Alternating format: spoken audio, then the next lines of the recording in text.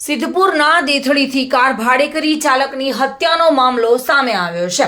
ઊંઝાના અમોઠ ગામ નજીક ઇકો કારના ચાલકને માર મારી બે અજાણ્યા શખ્સ કારની લૂંટ ચલાવી ફરાર થઈ ગયા હતા। ઠાકોર પ્રતાપજી જીવાજી નામના કાર ચાલકનું સારવાર દરમિયાન મોત થયું છે। લૂંટ ચલાવી હત્યાને અંજામ આપનાર બે શખ્સને મહેસાણા એલસીબી પોલીસે ઝડપી પાડ્યો છે અને આ ગુનાને અંજામ આપનાર ઠાકોર વિપુલજી કપૂરજી અને નાઈ નિલેશ પ્રવીણભાઈને ઝડપી પાડવામાં આવ્યા છે। પોલીસને વાળીનાથ મંદિર નજીક ઇકો કારના સ્ટીકર કાઢવાની જે બાતમી મળી હતી તેના આધારે મહેસાણા એલસીબીએ આ ગુનાને અંજામ આપનાર બંને શખ્સોને ઝડપી પાડ્યા છે અને આગળની કાર્યવાહી હાથ ધરી છે। 2025ના રોજ ઊંઝા પોલીસ સ્ટેશનની હદમાં એક ખૂનનો ગુનો નોંધાયેલો, જેમાં હકીકત એવી છે કે સિદ્ધપુર રોડ ઉપરથી એક ઇકો ગાડીને ભાડે કરી બે ઈસમો એ ગાડી લઈને ભાડાની ગાડી લઈને એમાં સ્વેટરનું વેચાણ કરવા સારું સ્વેટર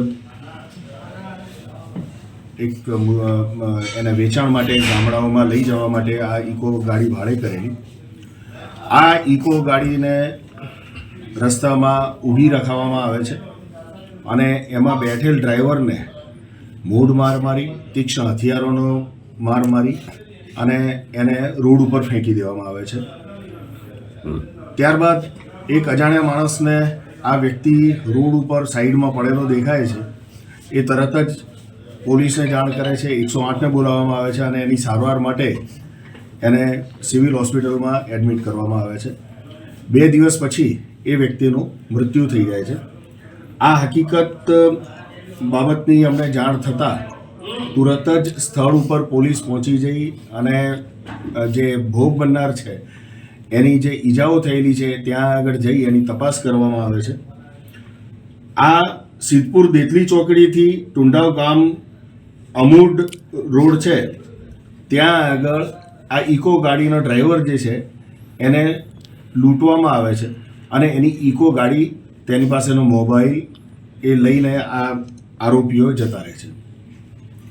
આ ગુના અનુસંધાને અમે તાત્કાલિક સ્થાનિક police, local crime branch, special operation group એ બધી ટીમો વિવિધ દિશામાં તપાસ માટે મોકલવામાં આવેલી, પરંતુ પ્રાથમિક દ્રષ્ટિએ અમે તપાસ જે કરી એમાં અમને કોઈ સફળતા મળેલી નહીં।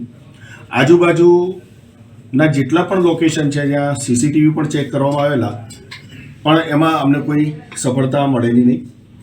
ઊંઝા પોલીસને પ્રાથમિક 1-2 દિવસ પછી એવું જાણવા મળે છે કે જે વર્ણનવાળી ઇકો ગાડી, જે ફરિયાદમાં બતાવેલું વર્ણન છે એ વર્ણનવાળી ઇકો ગાડી એક બિનવારસી હાલતમાં પડેલી છે અને એ બિનવારસી હાલતની ગાડીને અમે તાત્કાલિક એનો કબજે લઈ લઈએ છીએ। જે અમારી બીજી ટીમો હતી, એલસીબી, એસઓજી, જે અલગ દિશામાં તપાસ કરી રહી હતી, એમાં હ્યુમન સર્વેલન્સ દ્વારા એલસીબીની ટીમને હકીકત મળેલી કે જે ઇકો ગાડી ઊંઝા પોલીસ દ્વારા બિનવારસી કબજે કરવામાં આવેલી છે એ ઇકો ગાડીમાંથી 2 ઈસમો તરફ જે મંદિર છે, વાળીનાથ મંદિર છે, એની સામે જે ચરો આવેલો છે એ ચરામાં એક રાત્રિના સમયે, સાંજના સમયે સ્પીકર કાઢતા હતા અને ટાયર કાઢવાની કોશિશ કરી રહ્યા હતા અને એ 2 વ્યક્તિઓ જે માહિતી મળેલી એ ઓળખ અમને આપતા અમે એ દિશામાં તપાસ ચાલુ કરેલી। અમારી લોકલ ક્રાઇમ બ્રાન્ચની ટીમને આ તપાસ કરતા આ 2 વ્યક્તિઓના પૂરા નામ સરનામા અમને મળેલા, જેમની અમે એક અમારી કચેરીએ લાવી એને પૂછપરછ કરેલી અને એ પૂછપરછ દરમિયાન એમને આખો આ જે ગુનો કરેલો છે એની કબૂલાત કરેલી હતી। આ બંને ઈસમો જે છે એમાં એક વ્યક્તિનું નામ ઠાકોર વિપુલજી કપૂરજી છે અને બીજાનું નામ છે નાઈ નિલેશ કુમાર પ્રવીણભાઈ। આ બંને વ્યક્તિઓને પૂછપરછ દરમિયાન અમને એવું જાણવા મળેલું કે એમની પાસે પૈસાની કમી થઈ જતાં એમણે આ ઇકો ગાડી લૂંટ કરેલી અને જે ડ્રાઈવર હતો, ચાલક હતો, એ ચાલકને ગંભીર ઈજાઓ પહોંચાડી અને એને આખરે મોત નિપજાવેલાની હકીકત એમણે કબૂલાત કરેલી છે।